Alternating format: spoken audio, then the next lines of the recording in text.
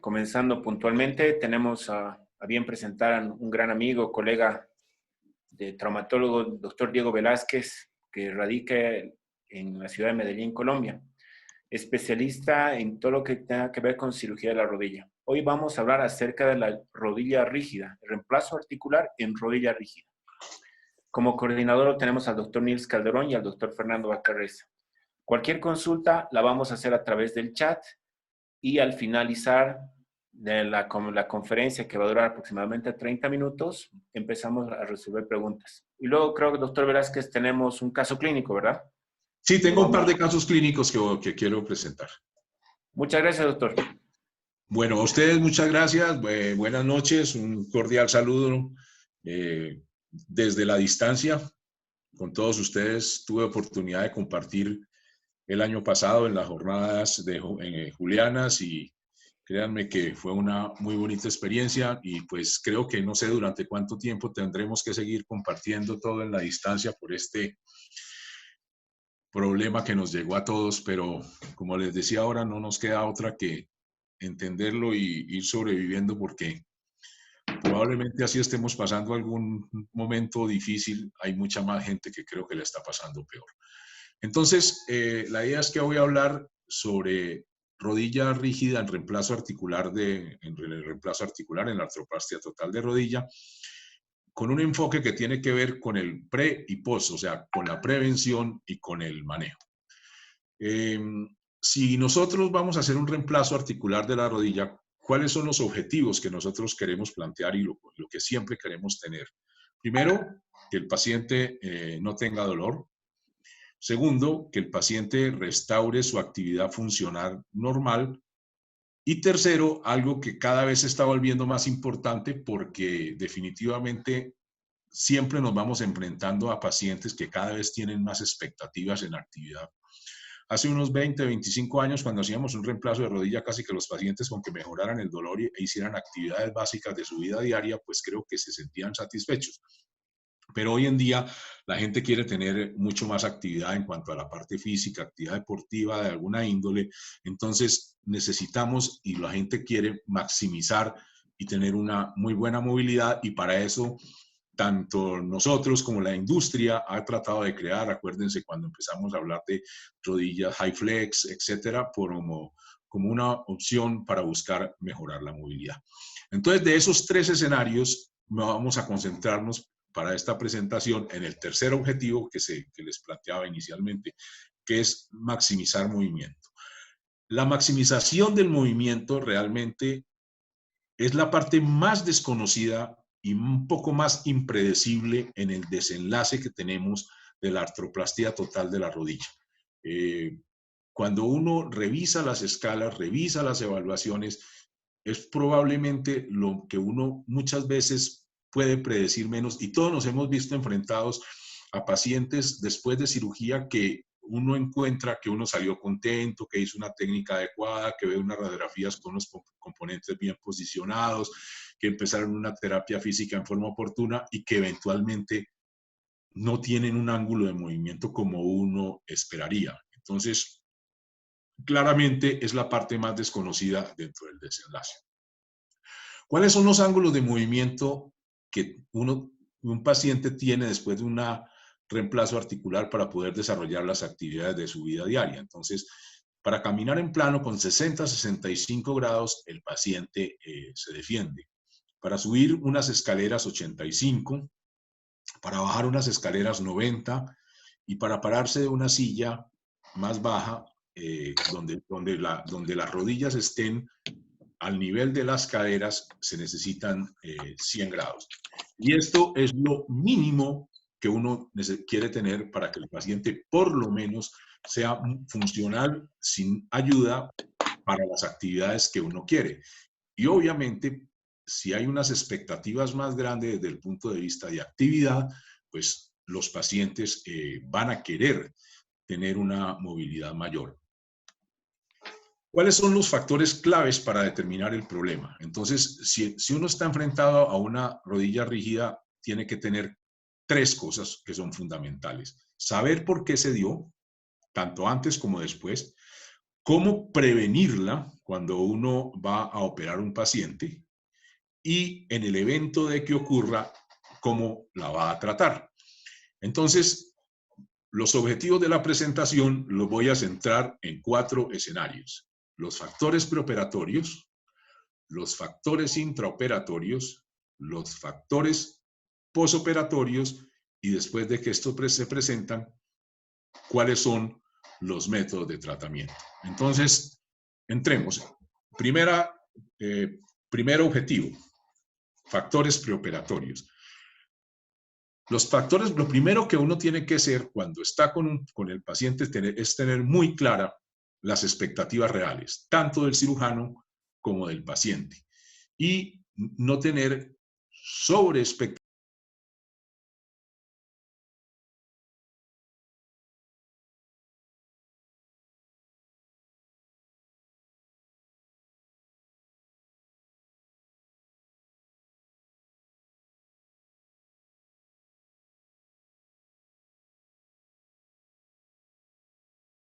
muy rígida, el reemplazo articular sea el factor que nos va a generar una gran ganancia de movimiento. Probablemente vamos a ganar algunos grados, como lo vamos a ver anteriormente, pero uno no puede generarse ni como cirujano unas falsas expectativas ni generárselas al paciente. Entonces, los pacientes con limitado movimiento preoperatorio son el principal factor pronóstico de empeoramiento cuando este es muy bajo, cuando uno va a ir a una cirugía. Y no hay diferencia en patologías, no tiene nada que ver con que sea una patología degenerativa o una patología inflamatoria pre o posoperatoria, como está realmente evidenciado en la literatura. Es simplemente qué tanto nos está moviendo ese paciente antes de la cirugía, el factor que vamos a llevarlo. Y hay unas banderas rojas. Ojo, hay ciertas características. Si uno ve pacientes con este tipo de piernas, sobre todo en nuestro medio, que es la señora obesa, con esa pierna globulosa, que nunca ha hecho mayor actividad, son probablemente pacientes en los que uno de entrada puede tener claro que probablemente la va a llevar a la movilidad funcional sobre las bases que les decía anteriormente, pero que no podemos esperar una gran funcionalidad. Entonces, cuando nos llegue el paciente, ¿dónde debemos prender las alarmas para que de una vez le especifiquemos, con claridad cuáles son las reales expectativas? Entonces, ¿cuáles son sus antecedentes? Sobre todo si hay cirugías previas, cicatrices previas. No es lo mismo manejar una artropatía postraumática que una artropatía degenerativa, un paciente que ha tenido material de osteosíntesis, que ya tiene una rigidez previa, que han quedado con problemas patelofemorales después de una cirugía. Todos esos factores hay que revisarlos claramente dentro de los antecedentes. Y consideramos otros problemas médicos. Las personas que hoy en día sabemos que tienen problemas de depresión, que manejan patologías como la fibromialgia, esas personas que todo les duele, que difícilmente van a ser unos buenos rehabilitadores, con unos grandes problemas de ansiedad, también son personas que están más predispuestas probablemente a que nos ganen menos movilidad. Entonces, una vez identificados los factores preoperatorios, ya vamos a entrar a mirar una parte muy importante que son los factores intraoperatorios. Entonces, ¿por qué? Porque los factores intraoperatorios sí son los que dependen de nosotros, que son los factores que uno logra controlar, los factores directamente establecidos y directamente controlados por el cirujano son los factores intraoperatorios. Y en ellos voy a hablar de 5 factores intraoperatorios: el abordaje, los balances ligamentarios, las resecciones óseas, voy a hablar algo de los diseños protésicos y del cierre de la herida, ¿sí? Entonces, aquí estamos hablando de, digamos, del paso a paso que uno lleva en la cirugía siempre. Entonces, arranquemos. Abordaje. ¿Qué hay en la literatura en la comparación de los abordajes que con más frecuencia realizamos? Y estamos hablando de reemplazo primario de rodilla. Yo no estoy hablando no estamos hablando de revisiones, estamos hablando de reemplazo primario. Entonces, el abordaje que son los que hacen mid vastus o los que se hacen para patelar medial, La literatura muestra que el abordaje no muestra una diferencia real en el resultado de la movilidad posoperatoria. Eso ya está claramente definido, que ninguno de los dos abordajes realmente incide en que haya mayor o menor movilidad. O es más, tener cuidado con las limitadas disecciones anteriores, pacientes que tengan algún riesgo de osificación heterotópica, y lo más importante es no dejar restos en la región suprapatelar.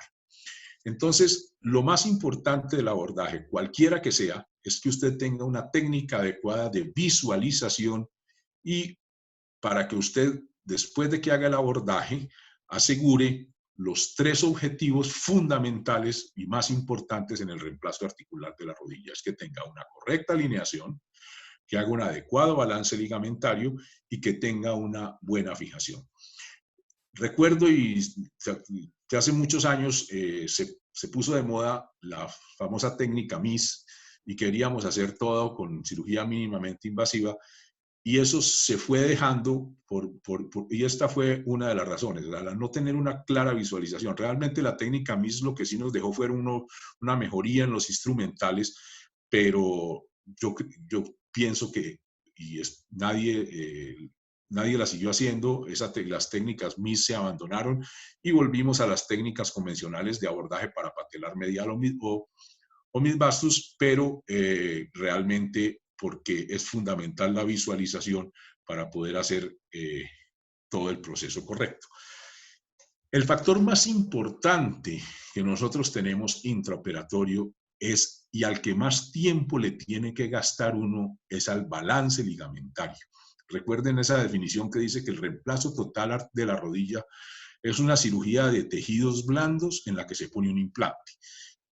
Entonces, voy a hacer una numeración de pasos dentro del balance ligamentario que son fundamentales para no tener problemas después con la movilidad articular del paciente. Paso número 1, siempre hacer una liberación, digamos, cóncava completa en el espacio articular, para ponerse siempre digamos, a un lado convexo, como se ve aquí, y disminuir el riesgo de estrechamiento durante el movimiento. Y esto lo hace uno en extensión.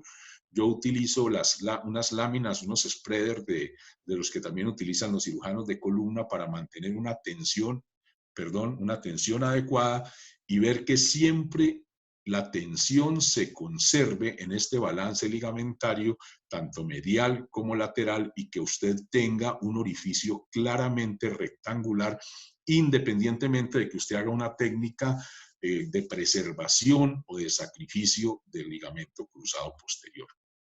Segundo, el otro factor es ya cuando usted está con la rodilla en flexión, seguir creando la misma brecha rectangular, porque si queda un imbalance como el que estamos viendo acá en la imagen, es el famoso efecto del nutcracker, que se va generando a medida que la rodilla va doblando y que con el tiempo genera una inestabilidad y dolor y limitación que va terminando con el paciente, llevándolo sobre todo a una limitación de la flexión articular de la rodilla. Entonces, tanto en flexión como en extensión, uno tiene que tener unas brechas completamente simétricas en el balance ligamentario medio lateral.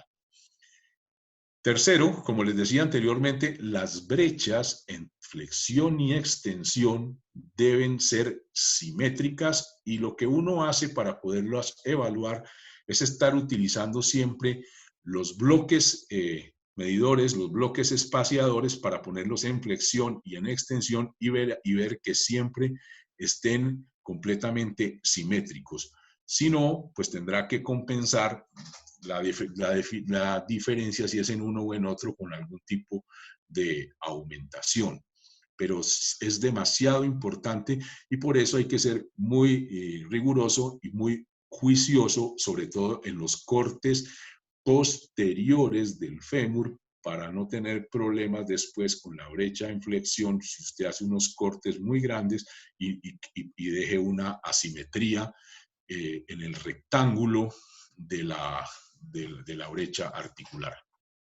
En la patela, pues yo realmente no pongo componente patelar. Yo hace mucho tiempo lo que hago es una pateloplastia, retiro los osteofitos, a veces si veo un segmento grande, alguna facetectomía, pero para quienes hacen patela, porque realmente la literatura muestra que no hay una evidencia diferente entre hacer y no hacer patela.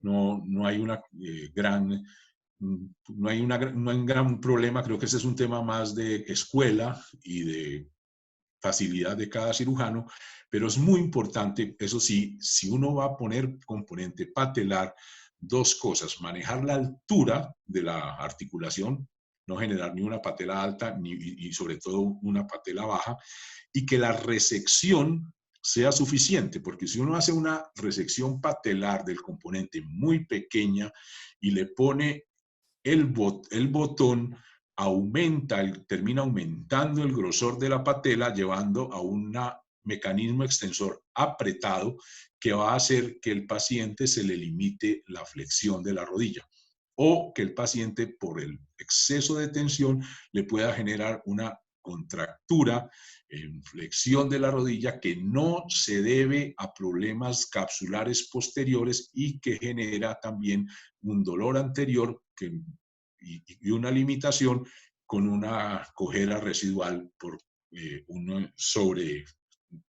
un tamaño mayor del diámetro. Bueno, ahora, discúlpenme que se me fue mucho. Ok, perfecto. Otro tema en la resección ósea es la sobredimensión del fémur. Todos hemos visto pacientes que en la radiografía lateral ve uno un espacio entre la cortical anterior del fémur y el componente de 3, 4, 5 milímetros por poner un componente un poco mayor.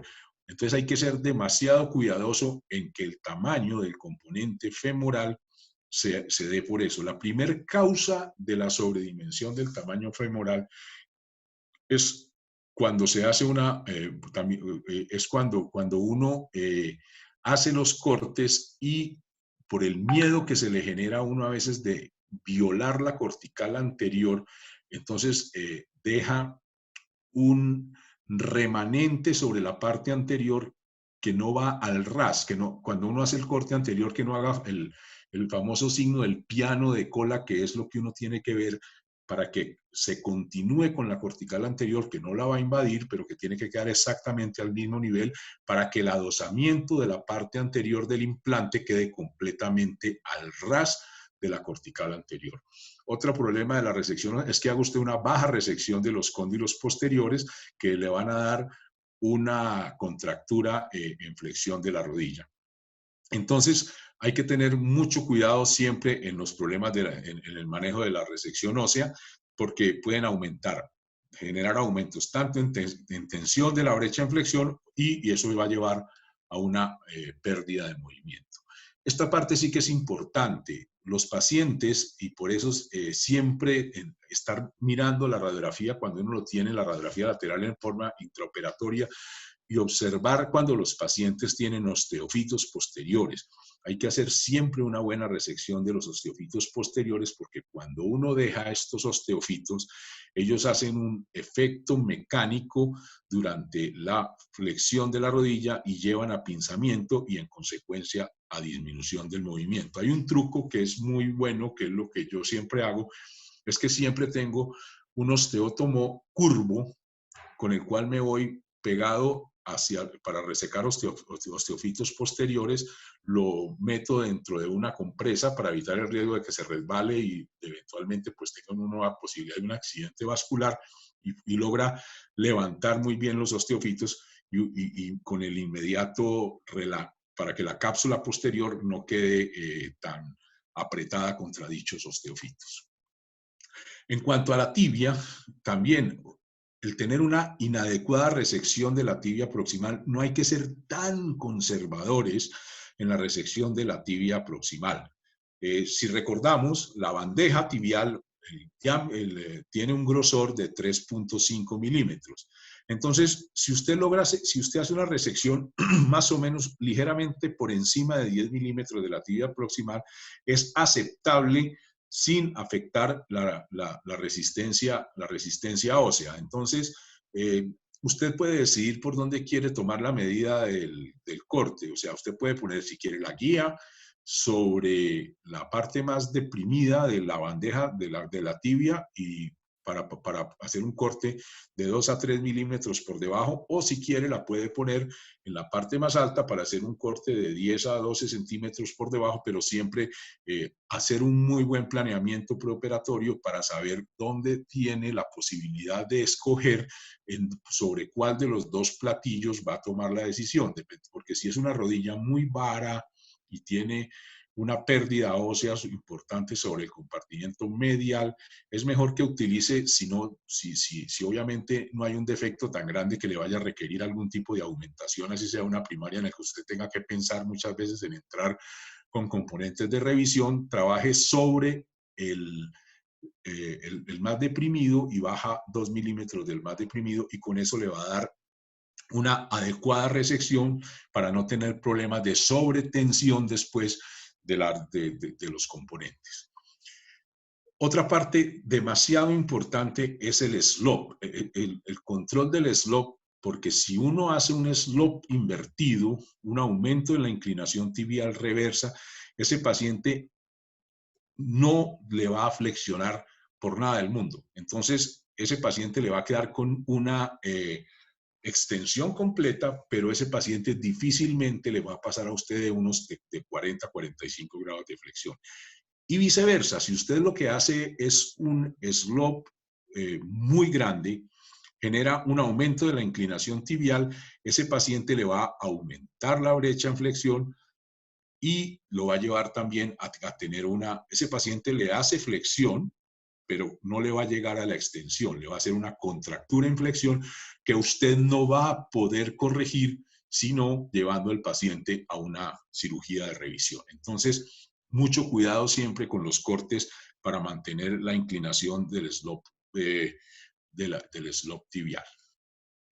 Otro factor importante en la resección ósea es la inadecuada resección femoral distal. Recordemos que si uno no hace una resección adecuada, está alterando la interlínea articular y está generando en el paciente una contractura en flexión de la rodilla. ¿Por qué? Porque se genera una tensión de la brecha en extensión, y si usted genera una tensión de la brecha en extensión, el paciente inevitablemente tiene que ir a una contractura en flexión. Entonces también hacer una muy adecuada resección en la parte femoral distal.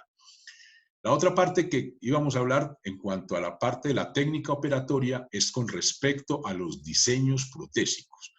Lo que más tenemos en este momento, que son estabilizado posterior y cruzado retenido, la literatura dice que los componentes, los estabilizados posteriores, tienen un poco más de movilidad que el cruzado retenido, pero que realmente no es estadísticamente significativo.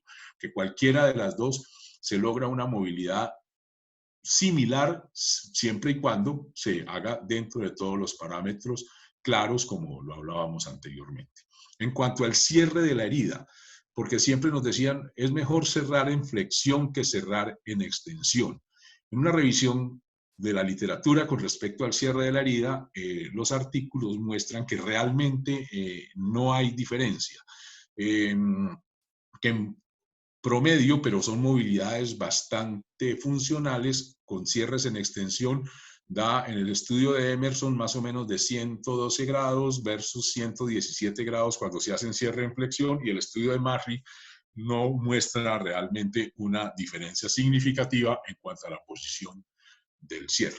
Entonces, ya hemos hablado de los dos primeros objetivos, que era qué pasaba antes de la cirugía, qué hacer intra, y ahora vamos a hablar de los factores posoperatorios. Entonces, ya evaluamos el paciente, ya lo operamos, ya este paciente salió, y ahora qué vamos a hacer con él. Entonces, todos los pacientes, voy a hablar algo de qué tanto incide la terapia física, si sirve o no las máquinas de movimiento pasivo continuo, un concepto muy importante que es el síndrome de sobreuso y vamos a mirar este tema. Entonces, terapia física versus máquina de movimiento pasivo continuo, estudios como el de estudio de Worland, que ponían al paciente haciendo terapia 3 veces por semana versus máquina de movimiento pasivo. No hay diferencia en los resultados. Definitivamente la máquina de movimiento pasivo continuo cada vez se nota que no hace ningún factor diferenciador en el tema de hacer la terapia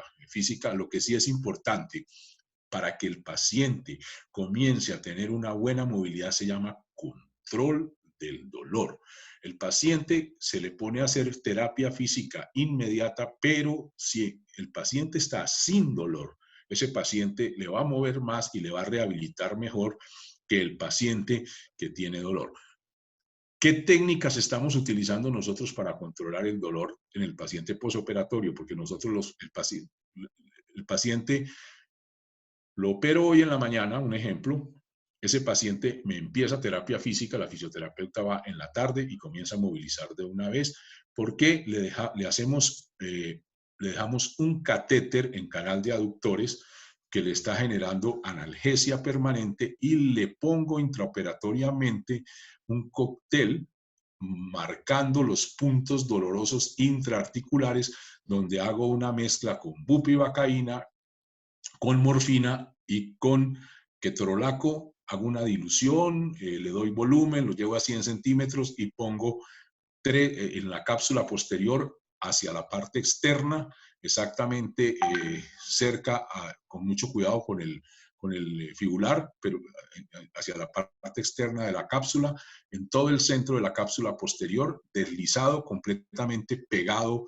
a la cortical posterior del fémur para evitar riesgos vasculares a nivel de la región poplitea. En la región medial se ponen y después también hacia la rama infrapatelar del nervio safeno. Y cuando el paciente se va para la casa, lo mandamos con una cosa que se llama una bomba elastomérica que maneja anestesia, en el cual está generándole una liberación continua de la medicación, y eso nos asegura que el paciente entonces son 2 días en la clínica con el manejo que les decía, bomba elastomérica que está programada para 72 horas y uno asegura en esos 5 primeros días una muy buena analgesia, lo que le permite al paciente empezar a tener una buena movilidad. Terapia física versus terapia física y movimiento y máquina de movimiento, no hay realmente ninguna diferencia. Incluso hay un estudio como el estudio de Maloney que dice que los pacientes que estuvieron en máquina inclusive terminaron con alguna movilidad menor que los que todos solamente hacían fisioterapia, pero realmente la mayoría de los estudios nos demuestran que no hay una diferencia importante. Entonces vuelvo y le repito, realmente el factor fundamental para que los pacientes le logren a uno un buen movimiento en el postoperatorio es controle el dolor, porque el dolor es el principal enemigo del movimiento. Síndromes de sobreuso. Tenemos ciertas personalidades especiales, lo que se llaman las personalidades AAA, que quieren hacer retornos demasiado tempranos y se vuelven absolutamente obsesivos y trabajan y trabajan tanto que generan procesos inflamatorios y procesos dolorosos. Entonces la terapia física tampoco puede ser en exceso. Y a veces lo que yo hago con los pacientes es cuando llegan a mi revisión inicial, que yo los veo en el consultorio entre 10 y 15 días posoperatorio, que me dicen que tienen dolor porque están haciendo muchos esfuerzos, el paciente, yo les digo, mire, usted ya tiene, les miro la movilidad, que si están entre 0 y ya llegan a las 2 semanas, ya están llegando a 90, 100 grados de flexión de la rodilla, le digo, paren un poquito, descansen, no pasa nada, no van a perder movilidad, algo de flexión nos va a dar más, pero no entremos en un feedback con dolor, porque si no, se va a perder algo de movimiento. Y esos pacientes, pues uno lo que hace es que les dice, pare un poquito y les pone algún brace o algo para manejarles el dolor y después continúa. Hay que hacer un seguimiento estricto del paciente. El paciente, uno le hace un reemplazo de rodilla, no es un paciente para mandarlo a la casa y volverlo a ver un mes, mes y medio después, porque todos los factores de riesgo que uno pueda corregir hay que tenerlos claramente visualizados desde la parte inicial para poder hacer revisiones adecuadas y poder tomar decisiones oportunas. Identificar a los pacientes con predisposición a la rigidez, que son, como les digo, son evidentes desde el posoperatorio. Cuando usted el paciente lo da de alta, ya sabe cuánta movilidad tiene en la clínica, y si usted ve que ese paciente no está dando, hágale seguimiento. Y veo todos los pacientes siempre a las 2 y a las 4 semanas. Y si los pacientes me están teniendo un poquitico menos de movilidad, les hago una revisión semanal durante las primeras 4 semanas. La prevalencia real de rigidez en la artroplastia de rodilla es de más o menos 1.3% en los estudios de Kim y colaboradores, y estamos hablando de rigidez cuando estamos hablando de contracturas en flexiones mayores de 15 o con los pacientes que nos tengan flexiones menores de 75 grados. Ya vimos los factores posoperatorios y ahora vamos a mirar la última parte, que son los métodos de tratamiento. Hay 3 métodos de tratamiento fundamentales, que son la manipulación. Voy a hablarles algo del desbridamiento artroscópico porque tiene validez, y obviamente cuando nos toca hacer algún tipo de cirugía de revisión. Entonces, manipulación es válida, tiene indicaciones, tiene sus escenarios, y hay que partir de una premisa: el tiempo es oro. Si usted tiene un paciente que ve que se está pegando, que está haciendo por una fibrosis, y que radiológicamente está bien, y que usted ve que técnicamente no tiene ningún problema, y ese paciente tiene extensión completa, y por la maduración del fibroblasto está perdiendo, le puede hacer una movilización. Pero recordemos la histología: la maduración del fibroblasto dura de 6 a 8 semanas. Entonces se debe hacer en ese periodo de tiempo. ¿Por qué? Porque si usted deja madurar demasiado el fibroblasto, después esas manipulaciones se vuelven más complejas, con las subsecuentes complicaciones que tiene la manipulación, como se los voy a mostrar a continuación. Entonces, el seguimiento es fundamental para poder saber si un paciente de esto hay que llevarlo a manipulación. La literatura, ¿qué nos dice? En 47 rodillas manipuladas, 33 grados más o menos en promedio de la movilidad, que eso es importante, y después de que la logran se mantienen. Pero lo que sí es muy importante es que si usted ve que no lo está logrando, esto no es un tema de empezar a hacer más fuerza, porque vienen las complicaciones. Ojo, porque una fuerza excesiva en una manipulación articular de una rodilla es o una fractura de fémur distal o una ruptura del tendón patelar, que es todavía peor. Entonces, hay una premisa fundamental, que es: evite complicaciones, identifíquela en forma temprana, hágala en las primeras 4 a 6 semanas y hágala con una técnica apropiada. Y les dejo esta frase: una rodilla rígida es infinitamente superior, por mal que esté, a una fractura de fémur distal o a una ruptura del tendón patelar. Porque ahí sí, no solamente está con una rodilla rígida, sino con una complicación que lo va a dejar la rodilla rígida y con todos los riesgos subsecuentes. Cuando uno tiene una rodilla con contractura en flexión, no considere la manipulación. La manipulación de la rodilla nos sirve para mejorar la flexión. Si usted tiene una contractura en flexión en el posoperatorio inmediato, ya va a tener problemas. ¿Por qué razón? El mejor momento para poder saber y poder corregir la contractura en flexión es cuando usted está operando el paciente, cuando usted tenga muy claro en el momento en que termina la cirugía, cuando está poniendo los componentes de prueba, verificar que la rodilla esté en extensión. Hay una prueba que es diseñada por el doctor Jan Victor en Bélgica, que es: tenga la rodilla en flexión en extensión intraoperatoriamente y hágale dorsiflexión, y usted ve que siempre mantiene la extensión completa y probablemente unos 2 o 3 graditos de hiperextensión de la rodilla, y ese paciente seguramente no le va a hacer contractura. Y lo otro obviamente es en el posoperatorio, en concordancia con la fisioterapeuta, estar pendiente de que ese paciente no vaya a empezar a utilizar ni cojines, ni almohadas, ni objetos debajo de la articulación de la rodilla. El desbridamiento artroscópico. La liberación artroscópica tiene escenario, nos ayuda mucho y ahorita ya enseguida les voy a mostrar un video del desbridamiento artroscópico cuando uno quiere corregir a veces pacientes que están empezando a tener algún grado de contractura en flexión y que usted estaba seguro y vio que cuando terminó la cirugía el paciente tenía extensión completa, pero que por algún factor empezó, ya sea dolor o algo, a hacer algo de contractura en flexión con cicatrices intraoperatorias. Entonces, cuando realmente usted está enfrentado a una gran artrofibrosis de la rodilla, en un posoperatorio, el desbridamiento artroscópico no tiene buenos resultados. O sea, usted con una artroscopia no va a lograr llevar la rodilla, que está muy rígida, grande movimiento, pero sí algunos grados y sobre todo algunas mínimas contracturas en flexión de la rodilla las puede llevar. Y miren aquí, ahí están viendo la imagen. Ok, quiero que me digan si el video ya empezó a correr. Esta es una... Perfecto. Aquí estoy haciendo, esta es una paciente que tenía una contractura de 7 grados en flexión de la rodilla. Aquí estoy haciendo, entrando por un portal posteromedial.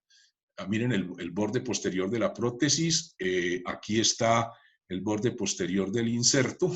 Toda esta cápsula completamente fibrosada. Hay que entrar con mucho cuidado porque recuerde que ahí están los vasos. Usted va haciendo una liberación de todas esas estructuras con el afeitador, con el rasurador, va quitando y después sigue abriendo paso con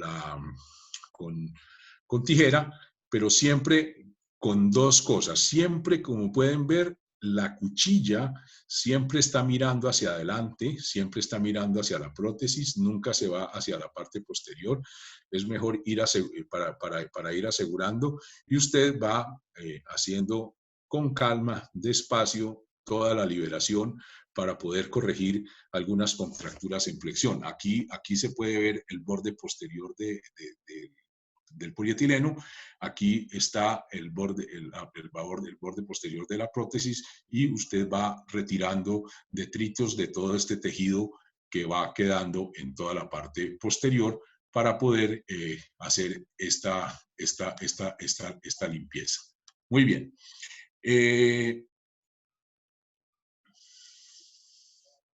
Y esos son los casos en los cuales usted tiene una indicación para poder hacer una cirugía, una liberación artroscópica.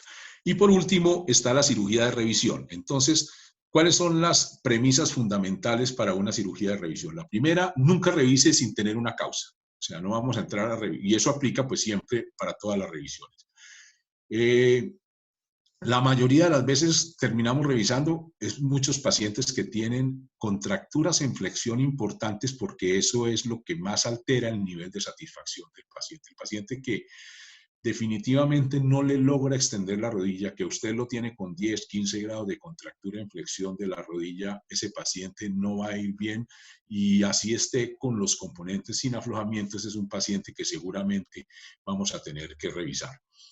Si la causa es clara y corregible, la revisión es muy satisfactoria y tiene muy buenos resultados. Pero si no es así, es entrar a improvisar y a seguramente tener un paciente con revisión y en una condición peor. Y en una cirugía de revisión utilizamos los 4 pasos del protocolo del doctor Bellemans, que son siempre hago una remoción completa de todos los osteofitos que encuentre. Haga primero un recorte femoral para corregir siempre el balance mediolateral después de que quite el implante. Después de que hace el recorte femoral, se va hacia la parte posterior, va haciendo una relajación gradual de la cápsula posterior y incluso a veces haciendo alguna relajación de los gastronemios. Después ya haga la resección del fémur distal de más o menos 4 milímetros y después, si no logra llegar a la extensión en este específico, tiene que hacer alguna tenotomía de los isquiotibiales. Pero lo que sí es claro es que si usted entra a revisar una contractura en flexión de la rodilla, no puede salir con algún grado. Ese paciente tiene que dar la extensión completa, así tenga que liberar lo que tenga que liberar. Y el protocolo de Velleman es un buen protocolo para llevar paso a paso dicha liberación. Les voy a presentar un par de casos. Este es un paciente, sexo masculino, 56 años, que hacía 20 años le habían realizado una artrodesis de la rodilla. Esta es la imagen inicial. Ese paciente lo vimos y vino con la idea de que a ver si lograba tener como algo mejor calidad de vida, alguna función mejor. Como pueden ver en la radiografía lateral, de todas maneras, esa artrodesis estaba en algunos grados de flexión de la rodilla que lo limitaba y que lo impedía. Es una cirugía técnicamente muy difícil, pero realmente si se hace una evaluación y el paciente tiene un mecanismo extensor funcional, por eso lo llevamos a un staff y consideramos que era viable de hacer una conversión de la artrodesis a un reemplazo articular y tomamos la decisión de hacerlo. Realmente, pues lo que uno tiene que mirar intraoperatoriamente después de que hace los cortes y suelta, digamos, todo, es que el paciente le tenga una extensión completa y que le tenga algún ángulo de movilidad en flexión, preservando el mecanismo extensor. Le pusimos este tipo de prótesis, una prótesis de revisión, y tuvimos que reinsertar de todas maneras hacer una osteotomía de la tuberosidad para poderla reinsertar y para manejar la altura de la patela. Y digamos, este es el resultado posoperatorio.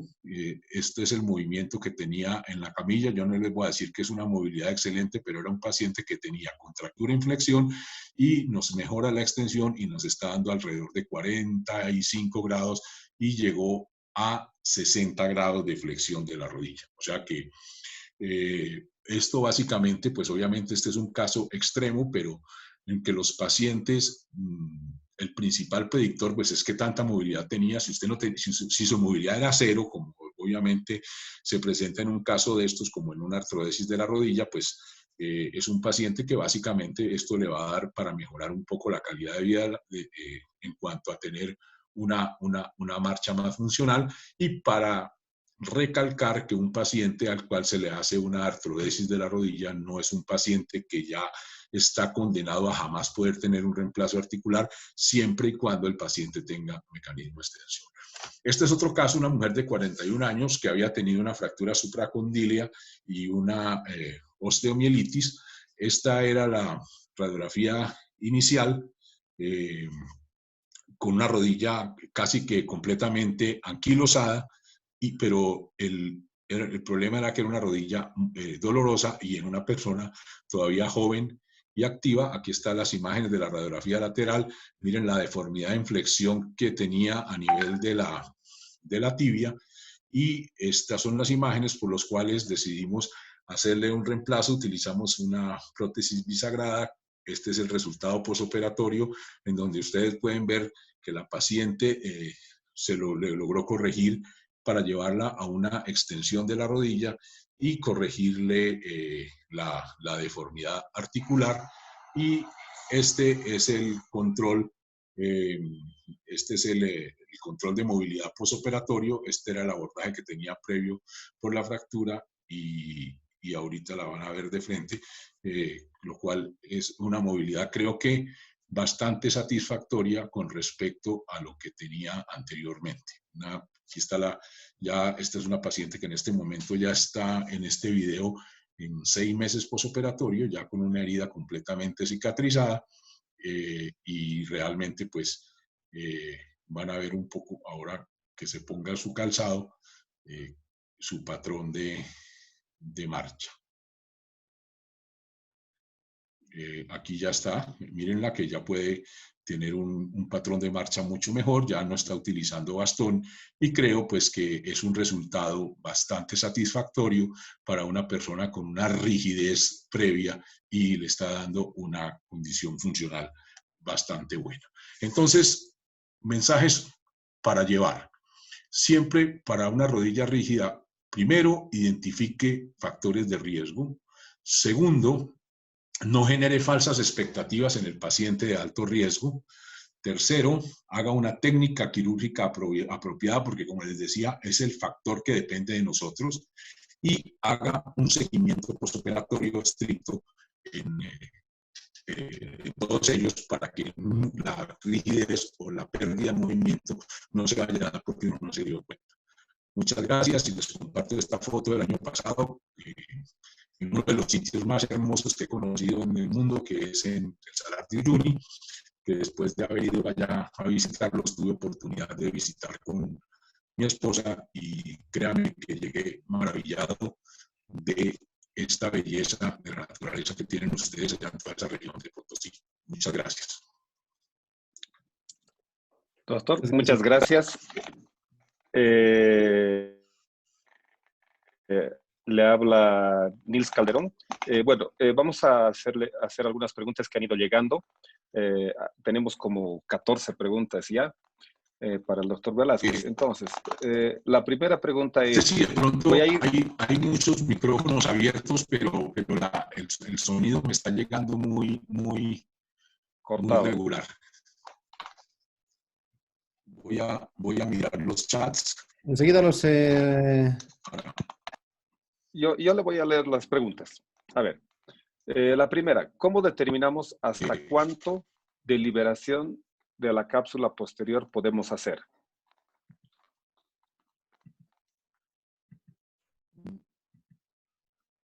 La pregunta dice, ¿cómo determinamos hasta cuánto de liberación de la cápsula posterior podemos hacer?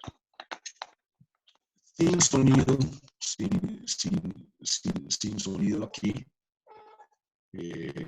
A ver, yo...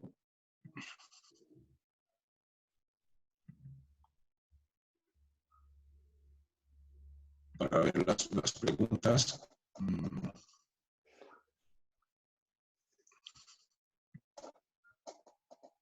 Aló, doctor, ¿me puede escuchar? Doctor, no tengo retorno. Aló. Ok.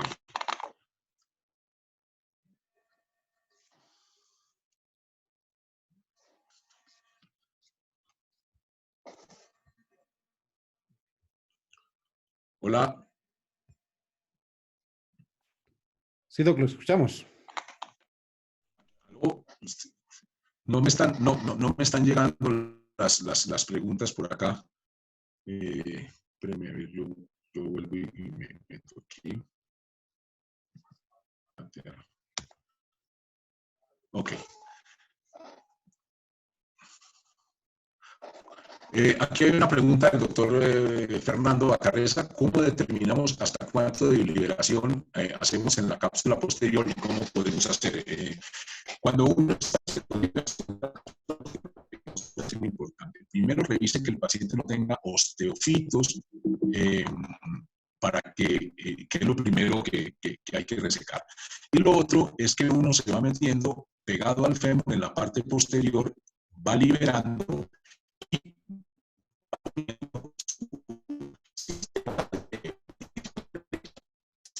inicialmente si todavía y revisa hasta que la cápsula, hasta que el paciente le llegue a la extensión completa. Ahora, si usted hace la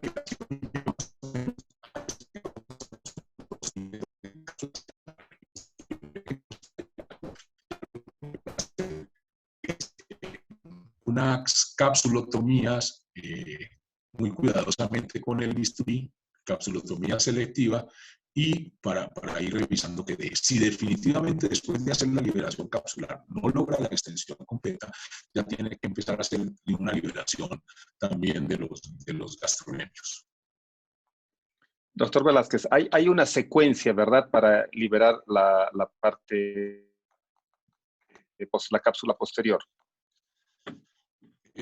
Pregunta Hay, el doctor Claros, ¿qué estudios preparatorios son imprescindibles antes de un reemplazo total de rodilla? Bueno, yo siempre a todos los pacientes les pido como estudios básicos un hemograma completo, si tiene una glicemia, unas pruebas de función renal, un electrocardiograma, un citoquímico de orina, sobre todo en las mujeres. Recuerden eh, que las mujeres muchas veces tienen cultivos positivos, pero hay una cosa que recuerden que se llama la bacteriuria asintomática de la mujer posmenopáusica. Si es un cultivo positivo con Escherichia coli de más de 100.000 colonias, pero el citoquímico de orina no tiene ni nitritos positivos ni esterasas leucocitarias, eso se llama una bacteriuria asintomática y no requiere tratamiento diferente a la profilaxis que uno está utilizando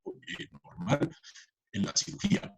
Si el paciente tiene nitritos positivos y tiene esterasas leucocitarias, ese paciente tiene que ser tratado de acuerdo con el resultado del urocultivo. Doctor Diego, Lo otro que le pido yo a los pacientes es un estudio odontológico para que los pacientes no tengan focos dentarios. Doctor Macarreza pregunta, ¿cuáles son los tips para controlar el corte del slope tibial? El principal tip para controlar el corte del slope tibial es cuando usted pone la guía tibial, toma como parámetro la espina y mide siempre la distancia entre la guía. Yo hago guía extramedular. Y entonces, la guía entre la espina y el componente. Pongo los dedos, voy deslizando y marco y pongo 3 grados de inclinación posterior, que los verifico en el momento de cuando uno va a hacer el corte. Y con eso, usted asegura que no haga ni un slope muy grande y que no vaya a ser un slope invertido. El doctor Fuentes pregunta, en el manejo de la rigidez postoperatoria de rodilla, ¿qué opina del uso de corticoides vía oral o intramuscular? Rigidez en flexo de la rodilla, pues debemos pensar en una cirugía de revisión. Bueno, lo que les decía anteriormente, o sea, lo primero que usted tiene que hacer en un paciente que tenga una rigidez de rodilla es identificar la causa de la rigidez. Entonces, si la rigidez es una prótesis que está bien puesta, es una prótesis que no tiene ningún reparo dentro de la colocación, perdón. ¿Qué doctor Fernando? Y no, también los escucho completamente entrecortados. Yo no sé si es que, yo creo que hay una cosa, revisen que todo el mundo tenga cerrados los micrófonos. ¿Sí? Ok. Porque, pero la, sí, pero la conferencia la oyeron. O sea, voy a cerrar mi pantalla en este momento y solamente voy a dejar web, porque yo estoy leyendo el chat y estaba contestando las preguntas, pero ya voy a mirar, listo.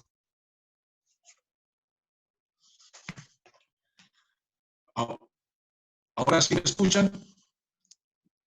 sí, se escucha, pero igual se sigue escuchando entrecortado, pero un poco mejor. ¿usted nos escucha, doctor? No tengo, no sé, no tengo retorno. Escucho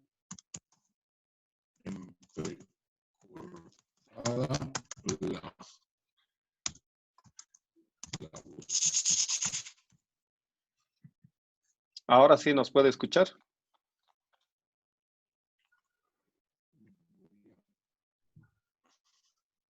¿Aló, doctor?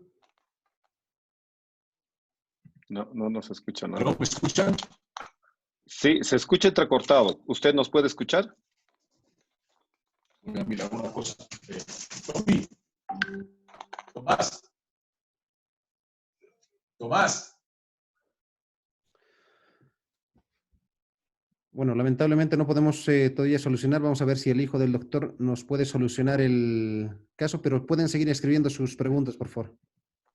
Ahora sí, Algunas, ahora sí me están escuchando. Es que se cortó mucho la señal de la... escuchamos, pero ¿usted nos escucha? Ahorita se oyó más o menos bien, pero no sé si el problema es aquí o allá. Doctor Velázquez, ¿usted nos escucha? ¿Aló? ¿Hola? ¿Me escuchan?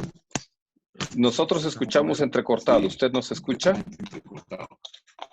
Sí, yo tengo el audio abierto, en la conferencia se oyó bien, pero cuando empezó la parte de las preguntas... ¿Ahora sí me escuchan? Sí, se escucha. ¿Pero usted puede escucharnos? Es mío. ¿Usted puede escucharnos? Hola, doctor Velázquez. Tú eres el que no los escucha a ellos. Sí, pero no importa. Ya. Ustedes no los escuchan. Perfecto. Bueno, espérenme yo. Pero muy raro, pues yo ahí, ok. Yo digo ahí.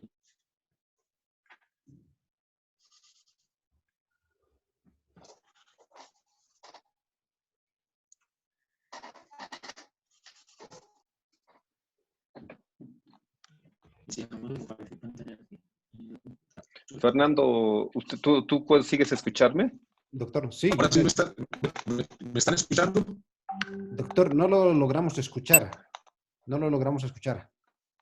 Porque yo tengo, ya cerré todo, tengo la pantalla abierta, tengo todo ahí, pero no sé. ¿Ahora sí me escuchan? Sí, lo escuchamos nosotros, pero usted creo que no nos escucha. No importa, pero si me están escuchando, yo puedo leer las preguntas por acá, Sí, por sí. el chat. ¿Listo? Puede continuar. Ok. Sí, sí. Bueno, perfecto, gracias. Listo, sí, ya me están escuchando. Uh-huh. Voy a retomar otra vez las preguntas. El doctor Macarreza me preguntaba que cómo determinamos cuánto es la liberación de la cápsula posterior. La liberación de la cápsula posterior yo la determino básicamente. Primero reviso que no haya osteofitos. Después de que reseco los osteofitos, me voy pegado a la cápsula posterior exactamente detrás de los cóndilos posteriores del fémur, más o menos hasta 2 centímetros más, siempre con un disector y con una compresa para evitar el riesgo de que se vaya a resbalar y allá vaya a hacer daño, y voy poniendo el espaciador y voy mirando la extensión. Si definitivamente veo que después de hacer esa parte de la liberación no logro la extensión completa, hago unas capsulotomías con una aguja o con la punta del bisturí, con mucho cuidado para ir relajando la cápsula. Si ahí no lo logro, ya sí entro a revisar si tengo que hacer una liberación de los gastrocnemios o alguna otra estructura.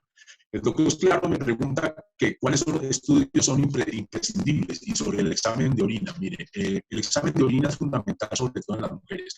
Y hay una consideración muy importante que fue una revisión que se hizo en el consenso de infecciones de Filadelfia que dirigieron el doctor Thorsten Gerke y el doctor Javad Parisi. Recuerden que las mujeres con alguna frecuencia tienen una cosa que se llaman bacteriurias asintomáticas en las mujeres menopáusicas y que muchas veces aparecen infecciones por contaminación de Escherichia coli y dan a veces más de 100.000 colonias de Escherichia coli. Si estos exámenes de orina no tienen esterasa leucocitaria y los nitritos positivos, se consideran unas bacteriurias asintomáticas y claramente no hay que suspender cirugía ni necesitan tratamiento, se da la profilaxis normal que se utiliza en los pacientes. Pero si tienen nitritos positivos o esterasa leucocitaria, se debe dar tratamiento con base en el resultado del urocultivo. Y lo otro que siempre les pido a los pacientes es una revisión dental antes de la cirugía. El doctor Macarreza pregunta cuáles son los tips para controlar el corte del eslot tibial. Yo utilizo la guía extramedular en tibia y al utilizar la guía extramedular en tibia siempre me guío con la espina tibial. yo bajo por la espina tibial y estoy controlando la distancia entre la guía y la espina tibial. Y normalmente la guía tiene un sistema donde uno le da 3 grados de inclinación posterior y con eso tiene la posibilidad de controlar que no se vaya. El doctor Cristian Fuentes escribe: en el manejo de rigidez posoperatoria de rodilla, ¿qué opina del uso de corticoides vía oral o corticoides intramuscular? El corticoide nos puede ayudar un poco en la disminución de la fibrosis, pero realmente lo que les decía es que lo más importante es tener muy claro cuál es la causa de la rigidez. Yo realmente no uso corticoides. Si yo estoy viendo que un paciente tiene buena movilidad posoperatoria inmediata y me está desarrollando una rigidez y no encuentro que haya una causa técnica adicional, lo que le hago es, lo llevo a una movilización bajo anestesia, a ese paciente lo dejo hospitalizado, le pongo un catéter epidural y fisioterapia va 2 veces al día a hacerle movilizaciones. Rigidez en flexo de la rodilla, ¿debemos pensar en una cirugía de revisión? Es una muy buena pregunta, doctor Fuentes. La principal causa de insatisfacción de los pacientes en un reemplazo articular de la rodilla son las contracturas en flexión, porque esos pacientes no van caminando normal. Si usted tiene una rigidez en flexión de menos de 10 grados y está reciente, yo, como pueden ver ahí, yo les hago relajaciones, liberaciones posteriores artroscópicas y después ese paciente lo pongo y lo inmovilizo con un brace en extensión de la rodilla. Si el paciente tiene una rodilla con una contractura en flexión de más de 10 grados y ya lleva 3 meses posoperatorio y eso no mejoró, no hay una opción diferente de mejorar esa contractura en flexión que llevar el paciente a una cirugía de revisión y hacer un protocolo similar a lo que nos recomienda el doctor Belemans para llevarla nuevamente a una extensión. El doctor Bacarreza me pregunta, ¿se puede hacer una revisión abierta sin necesidad de cambiar la prótesis? Lo que pasa es que el problema es que si usted tiene una rodilla rígida y necesita entrar a hacer una liberación de una artrofibrosis, sí lo podría hacer, hacerla abierta siempre y cuando sea más una rigidez para llegar a la flexión con unos componentes bien puestos. Si usted tiene una contractura en flexión de la rodilla, usted no tiene cómo hacer una buena liberación posterior con los componentes puestos, porque es muy difícil acceder a la cápsula posterior. Entonces, si es en flexo, y no hay otra opción diferente de retirar componentes y, como les decía ahora, seguir el protocolo de Belemans. Doctor Fuentes me pregunta, una vez tratada la rigidez y esta recidiva, ¿volvemos a intentar movilización o es mejor pensar en cirugía de revisión? Si hemos tratado la rigidez en una forma, digamos, conservadora, ya sea mediante una manipulación, o sea, es un paciente que tiene una rigidez, usted lo llevó y le hizo una movilización bajo anestesia, le mejoró y volvió a una rigidez, muy seguramente ese paciente hay que buscarle otra causa de la rigidez diferente a un problema de cicatrización o de un problema de fibroblastos. Entonces, hay que volver a estudiar bien ese paciente para encontrar cuál es la causa, porque probablemente tiene que ver algún problema técnico que lo llevó a esa circunstancia. Y si lo identifica, lo lleva a una cirugía de revisión.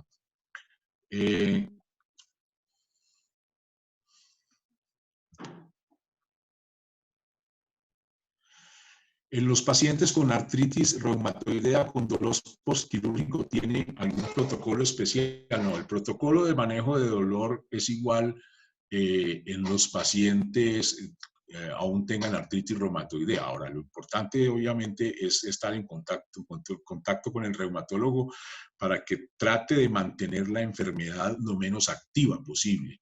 pero en cuanto al manejo de dolor específico por el reemplazo articular, nosotros tenemos el protocolo que les conté y lo aplicamos para todos los pacientes. Simplemente la única diferencia, pues obviamente es que los pacientes ojalá los tengamos en un control bastante bueno de su enfermedad.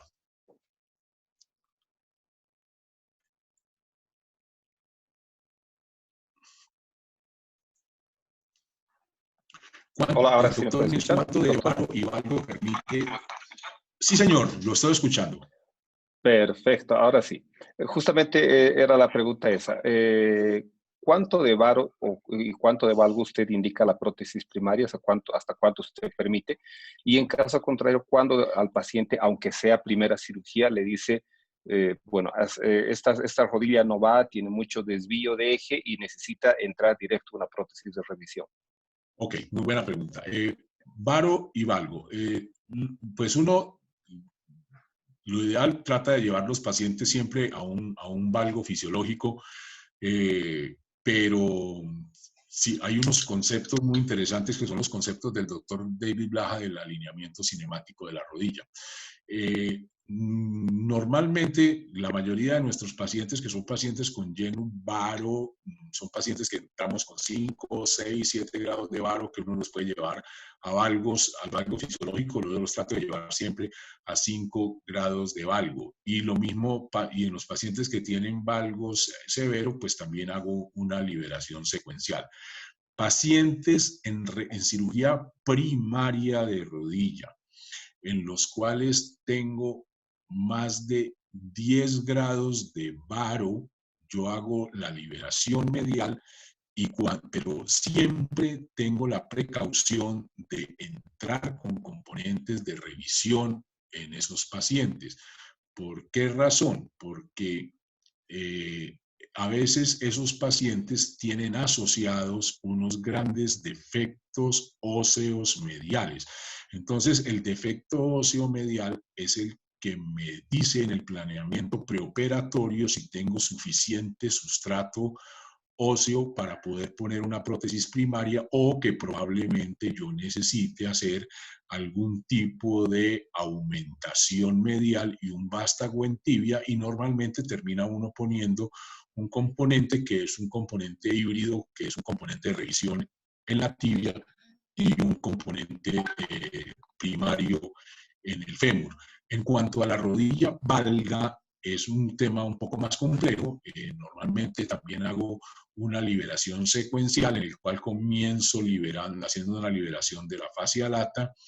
Me gusta mucho hacer la osteotomía del epicóndilo porque hago una liberación simultánea a nivel del epicóndilo en la inserción del popliteo y del colateral lateral, y eso permite que al desplazarse, y no hay que fijarla esa pastilla ósea, se vaya acomodando, pero pasa exactamente lo mismo. Si usted tiene deformidades angulares en valgo por encima de 15 grados, muchas veces tiene defectos óseos sobre el compartimiento lateral de la rodilla, que muchas veces lo llevan a necesitar poner algún tipo de componentes de revisión o generar algún tipo de constricción.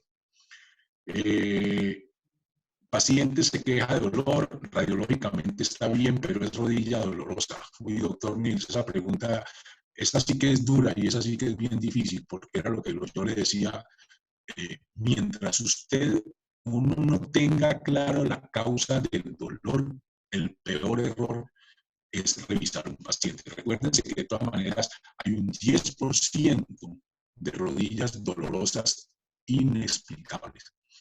La rodilla dolorosa inexplicable es lo peor que podría uno hacer, es revisarla, porque ese paciente va a estar con una revisión, con los riesgos que tiene la revisión y probablemente con una rodilla igualmente dolorosa. Entonces, en estos pacientes que usted no tenga una explicación clara desde el punto de vista técnico, desde el punto de vista de la mecánica articular, no los toque, es mejor manejos en conjunto con clínica del dolor, hacer bloqueos, hacer otro tipo de propuestas quirúrgicas, pero no entrar a pensar en revisión. El doctor Fernando Bacarreza me pregunta que si hago infiltración de silocaína en la cápsula posterior. Sí, mire, yo hago el cóctel de Ranawat con una pequeña modificación. Hacemos una mezcla, como les decía anteriormente, que tiene bupivacaína, la dosis que nos permita el anestesiólogo, tiene morfina, generalmente 4 miligramos de morfina, y tiene esa batería. Aló, doctor Velázquez, no se escucha nada ahora. Hola, hola. Y una ampolla de ketorolaco. Hago una dilución, lo llevo a 100 centímetros y los distribuyo en los puntos recomendados por el grupo de For Special Surgery, que son las 3 zonas de la cápsula posterior, lateral, al centro y en la región medial, sobre la rama infrapatelar del safeno y sobre las goteras medial y lateral de la rodilla. Perfecto. Está volviendo a preguntar al respecto de los exámenes preoperatorios para hacer una prótesis de rodilla y quisiera añadir lo siguiente. Y usted ya aclaró de que hace un examen odontológico, pero también han salido unos artículos recientemente de que es necesario un examen con otorrinolaringología y hasta cultivo de fosas nasales y faringe por el tema de sinusitis que pasan desapercibidas. Y al mismo tiempo quisiera añadir, nos ha hablado un poco del esquema bioquímico, pero nosotros acá estamos muy acostumbrados a pedir proteínas totales, albúmina, para ver si el paciente va a poder cicatrizar de forma adecuada. Les pedimos exámenes de bioquímicos para infartos y de función hepática y renal completos. Sí, yo pienso que finalmente eso pues también va muy ligado a la edad y los antecedentes del paciente.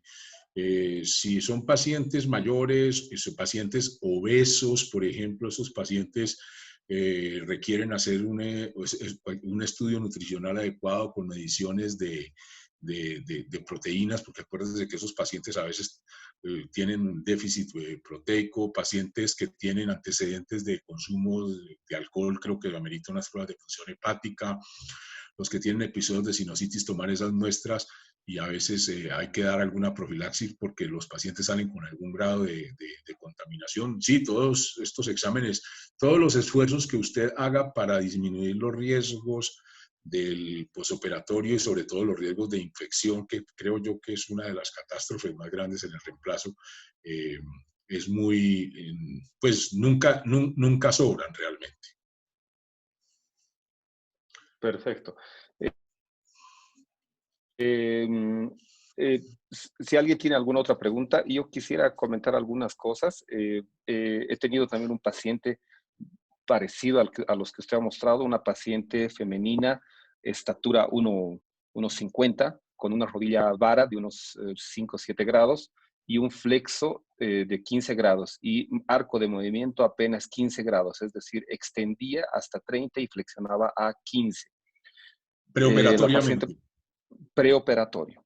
Y la Okay. paciente nos pidió, no tenían prótesis. porfa, no tenía prótesis. Okay. Era una secuela de fractura de 10, 15, 20 años atrás, pero que obviamente ya paciente de 54, unos 56, 58 años, cerca a los 60, pero con muy mala función, mucho gasto de energía y mucho dolor, ¿no? Entonces la paciente pidió, por favor, por cuestiones económicas, que no podía alcanzar a la prótesis de revisión. Entonces nos pidió hacer todos los estudios necesarios para poder hacer una prótesis primaria únicamente. Nosotros hicimos todos los estudios, hicimos la planificación preoperatoria en computadora y vimos que podía encajar la prótesis. La paciente evolucionó de una forma en que conseguimos la rodilla extender a 0 y consiguió un arco de movimiento a 50, 60 de inicio. La paciente estaba contenta, pero sabíamos, o sea, cuando salió de quirófano conseguíamos llegar a 90 grados. Entonces, tomamos fotos y todo y le mostramos a la señora y la señora nos dice, bueno, necesito llegar a ese movimiento. O sea, está muy bien lo que tengo, pero quiero llegar a los 90 que tenía antes, saliendo de quirófano. Entonces le hicimos una revisión artroscópica, igual hicimos una manipulación, primero hicimos una artroscopía y posteriormente le hicimos una manipulación más. Y conseguimos llegar a los 90 grados nuevamente. Pero la paciente es de otra ciudad y la fisioterapia no fue muy adecuada en ninguno de los dos casos. Por lo tanto, la paciente consiguió, y en este momento, que ya tiene como 5 años de operada, tiene una extensión de -5, perdió algo de extensión, y consigue flexionar hasta 70 grados, con lo cual la paciente está contenta, ¿no? Pero yo quisiera aclarar una cosa al respecto. Como usted bien, o sea, es la pregunta del varo y valgo va justamente porque necesitamos tener límites y este tipo de casos realmente son excepcionales y es mejor ir de la mano con una persona que tiene bastante experiencia, que hace este tipo de cirugías con mucha más frecuencia. Entonces, creo que la recomendación sería, no sé si usted está de acuerdo, valerse en esos grados, ¿no? O sea, 10 grados de varo y 15 grados de valgo, intentar la prótesis primaria con una planificación preoperatoria adecuada. Caso contrario, es mejor irse y explicar al paciente que la mejor opción es irse a una prótesis de revisión y no intentar hacer magia que a veces no da resultado. Sí, totalmente de acuerdo, doctor. Vea, hay una cosa muy importante y es que la prótesis no le va a solucionar a usted otras cosas que tiene previamente. Entonces, en un caso específico como el que usted comentó, pues obviamente hicieron un buen estudio y una buena planificación. Hay una cosa, recordemos que los pacientes que llegan a prótesis como secuelas de fracturas, una de las principales cosas que tenemos que revisar es que los pacientes muchas veces, una de las condiciones por las que tienen algún grado de disminución de la movilidad o alguna rigidez son por deformidades residuales en la consolidación de la fractura. Entonces, hay que de alguna forma corregir esas deformidades. Si los pacientes no tienen deformidades óseas importantes, simplemente es una rodilla rígida como consecuencia después de la fractura, esos pacientes probablemente usted haciendo una buena liberación de tejidos blandos, usted lo puede llevar a una rodilla primaria con resultados como el que usted presenta, que a mí me parece un resultado muy bueno. Una paciente que con el ángulo de movilidad que tenía anteriormente, que le llega a 5 grados de inflexión que alcanza a ser tolerable y llega a 70, pues a pesar de haber estado en 90, creo que es un buen resultado y eso ratifica lo que yo les decía inicialmente, que el mejor predictor de la movilidad articular de un reemplazo articular, de un reemplazo protésico de rodilla, es la movilidad preoperatoria. Pero esa paciente creo que es un resultado demasiado satisfactorio para la condición y digamos que es una condición más o menos en cierta forma similar al caso que yo les mostraba de del paciente de la artrodesis. O sea, es un paciente que si no tenía movilidad y llega a 45 grados y preserva su extensión, pues por lo menos va a tener una marcha mucho mejor que cuando tenía una rodilla rígida. Me están llegando unas preguntas al chat, al WhatsApp, y preguntas específicas. Sí. Su opinión al respecto del ácido tranexámico. Yo lo uso siempre y inclusive lo uso en 2 momentos. Uso ácido tranexámico, pongo 1 gramo de ácido tranexámico por vía intravenosa 30 minutos antes de comenzar cirugía. Y yo no uso torniquete, que eso es otra cosa importante. No uso torniquete, pongo ácido tranexámico 1 hora antes de cirugía y solamente utilizo el manguito de isquemia para el momento del cementado, que es la técnica del doctor Ranawat. Pongo hago un lavado completo, dejo el hueso limpio, pongo los componentes, pongo el cemento y apenas está ya empezando a fraguar el cemento, en ese momento bajo el torniquete y hago un lavado dejando 50 centímetros de solución salina con una ampolla de ácido tranexámico y la dejo durante 5 minutos nadando sobre los tejidos y los resultados son muy buenos. Esos pacientes, cuando usted los está revisando en el postoperatorio, siempre usted los ve con los vendajes limpios. Esos vendajes poco hay que cambiarlos con el sangrado. De hecho, yo ya no les pongo ni siquiera vendajes bultosos, sino que simplemente le dejo una compresa anterior absorbible sobre la herida que es la diseñada por el doctor Yadad Parvizi, y le pongo una media antiembólica de una vez para que no tenga un vendaje que le limite la movilidad. Pero siempre uso el tranexámico en 2 momentos, pre y local intraoperatorio.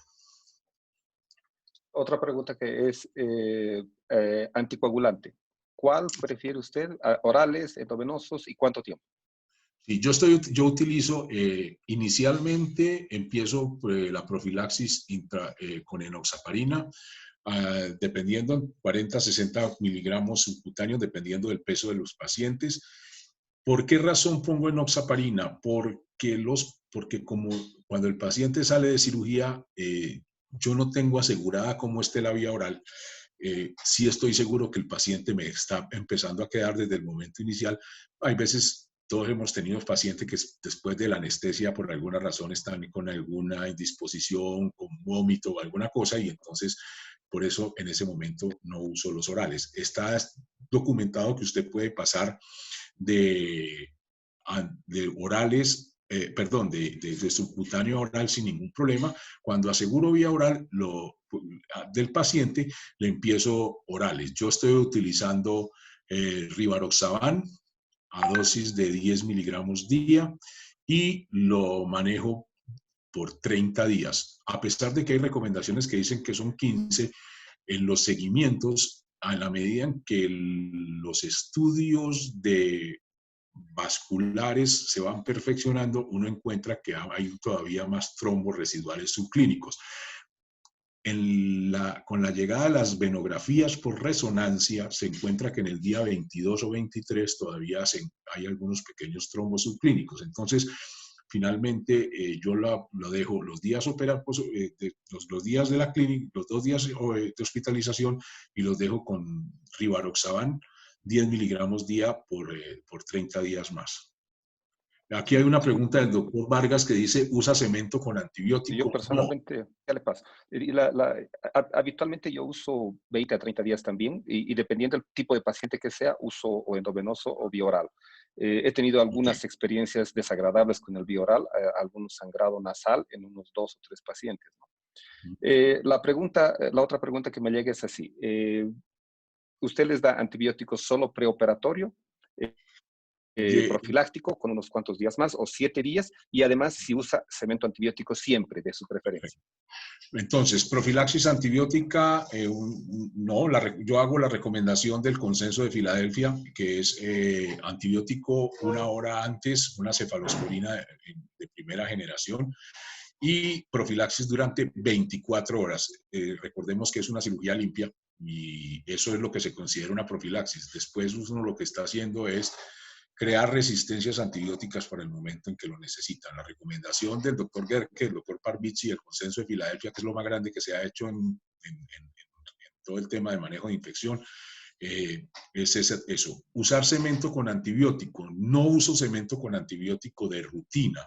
Solamente lo uso en pacientes que tengan algún grado mayor de factor de riesgo de infección. Artritis reumatoidea, uso cemento con antibiótico, y en pacientes diabéticos también uso cemento con antibiótico, o en algunos pacientes muy obesos, sobre todo cuando tienen índices de masa corporal por encima de 25, porque son pacientes que tienen un poco más de riesgo. Pero paciente en riesgo bajo categorizado de infección, no utilizo de rutina cemento con antibiótico.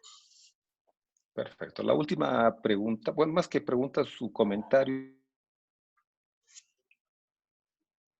su opinión al respecto de cae del caballo el que monta y solo tiene complicaciones el que opera. Así que, ¿cómo usted podría aconsejarnos un comentario al respecto de cómo enfrentar al paciente? Porque es muy difícil decirle, hay que revisar esta rodilla, está rígida y hay que revisarla. ¿Cómo usted nos aconseja y cuándo es el mejor momento para usted? Bueno, muy bien. Entonces, cuando estamos hablando de rigidez,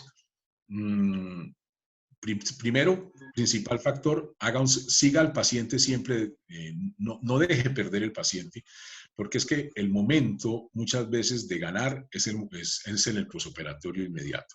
Entonces, el algoritmo más o menos el que yo manejo es el siguiente. El paciente que sale de cirugía, sale para la casa y usted ya sabe cuando lo ve que tiene extensión completa y ya está llegando a 90 grados.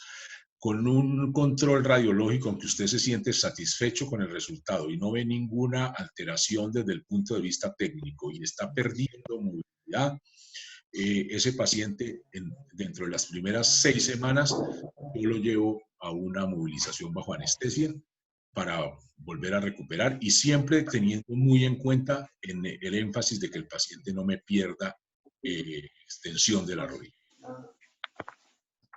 Si el paciente ya es un proceso más grave, usted definitivamente encuentra que hay algún problema técnico en el implante, yo creo que la única opción es revisar. O sea, si uno no puede corregir de otra forma los errores técnicos, sino reparando los errores técnicos.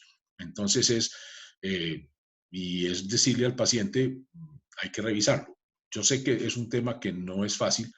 Es lo mismo que pasa en las infecciones. Como un profesor mío decía que cuando sale aquí a dictar conferencias, dice que Diego Velázquez tiene una clasificación de las infecciones del reemplazo articular de rodilla, que son las mías y las de los otros.